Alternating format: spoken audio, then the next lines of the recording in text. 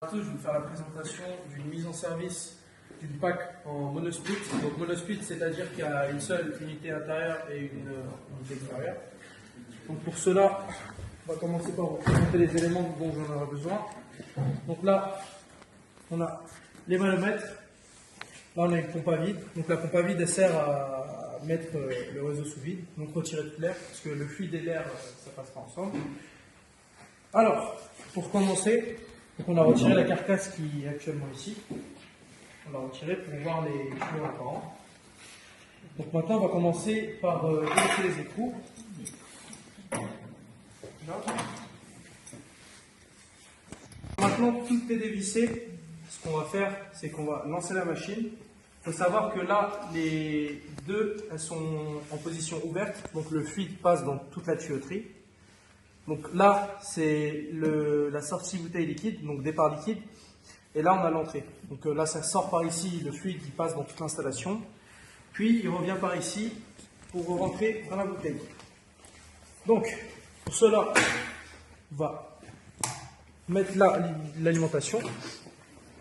Ensuite, on va se retrouver ici. Donc, j'allume l'unité intérieure avec la télécommande. Toujours en mode cool, donc en mode froid. Parce que là, du coup, on aura de la BP.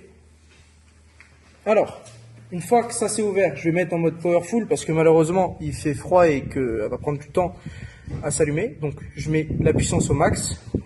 Comme vous pouvez voir, elle commence à souffler. Et puis, elle va démarrer de l'autre côté. On va laisser un petit peu tourner entre temps.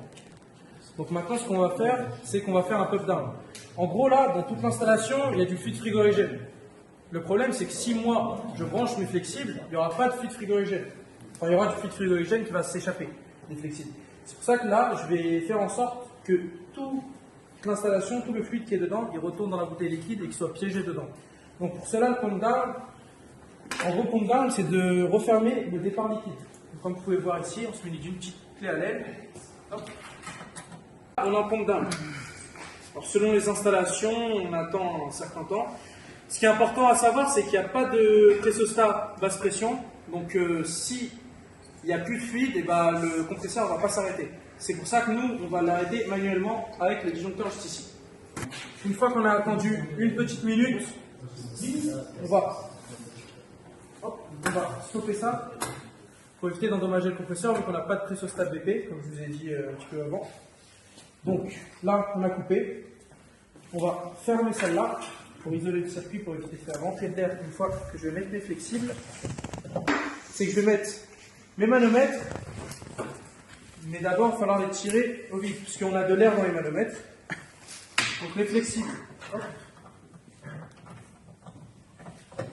Donc ça c'est bon. On vérifie ici que ça est ouvert. Donc seulement la BP. Alors ici encore une fois, on est en mode froid. Et que du coup c'est de la BP, ici c'est pas de l'HP. Si on serait en mode chaud, ça serait de l'HP, mais là actuellement c'est de la BP. Donc ça, on ouvre aussi ça, le vacuomètre. Ensuite, ici, on ouvre la pompe à vide. Et puis une fois que ça c'est bon, on vérifie juste que tout est bien branché pour éviter de faire rentrer de l'air et de perdre du temps. Hop là. Donc là, je lance le tirage au vide. Là, on a laissé tirer au vide une dizaine de minutes. On s'aperçoit que ça ne bouge plus au niveau d'ici.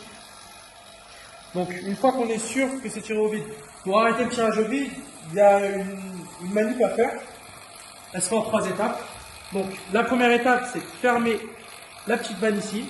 Deuxième étape, c'est de éteindre. Et la troisième, c'est de refermer le manomètre. Donc, on le revisse.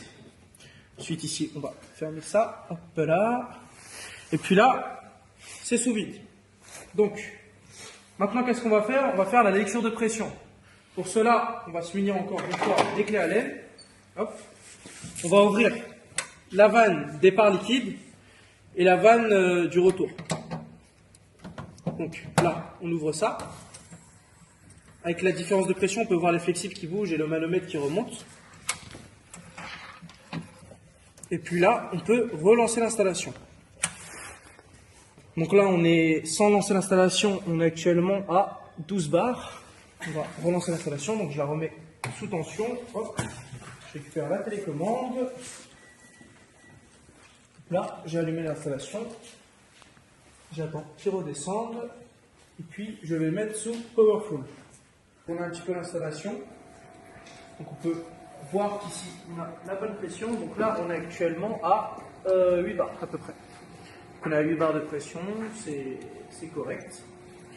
Donc une fois que ça c'est fait et qu'on a fini de lire la pression, maintenant ce qu'il nous faut c'est qu'on vide tous les tuyaux. Il y a du fluide à l'intérieur, donc il faut qu'on le vide. Donc comment on va faire? On va refaire un pump down comme au début. Donc pour cela, on va, comme au début, prendre les clés Allen. Maintenant pour la dépose des manos, je dois faire un pump down. Pour cela, je reprends la clé Allen. Donc départ liquide, je la ferme. Donc là, histoire que notre compresseur aspire tout et que le fluide se retrouve bloqué dans la bouteille liquide. Donc le départ c'est bon. Vous allez pouvoir vous apercevoir qu'au niveau du manomètre, la pression va chuter. Voilà. Vu qu'il n'y a plus de fluide qui circule, et ben le fluide se fait aspirer, donc il n'y a plus beaucoup de pression. Et une fois qu'on arrive à peu près à 0, on va attendre quelques secondes, puis on va refermer. Il faut éviter que le fluide y revienne. Donc là, on s'aperçoit qu'on est à 0. On va se dire on attend 5 petites secondes, et puis on va refermer le retour. Là, on va le faire.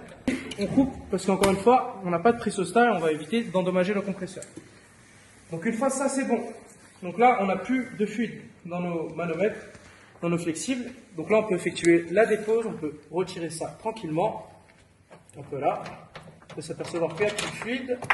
Une fois que ça, c'est bon, on peut refermer celle-là. De toute façon, le fluide ne va pas sortir par là, il faut qu'il y ait le bon type de vanne dedans.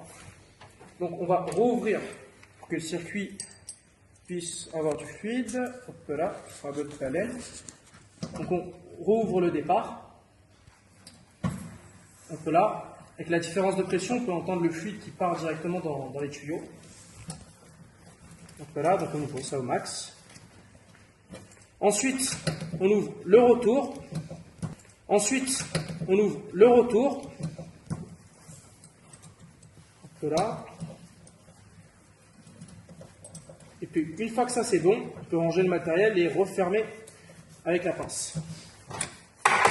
On referme tous les écrous, c'est important, pour éviter que quelqu'un d'autre manœuvre.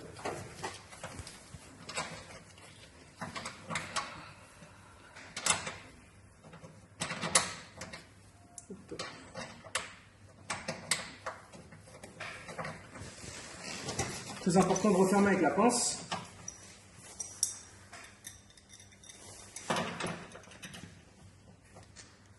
Voilà, on ne serre pas trop, mais on serre quand même.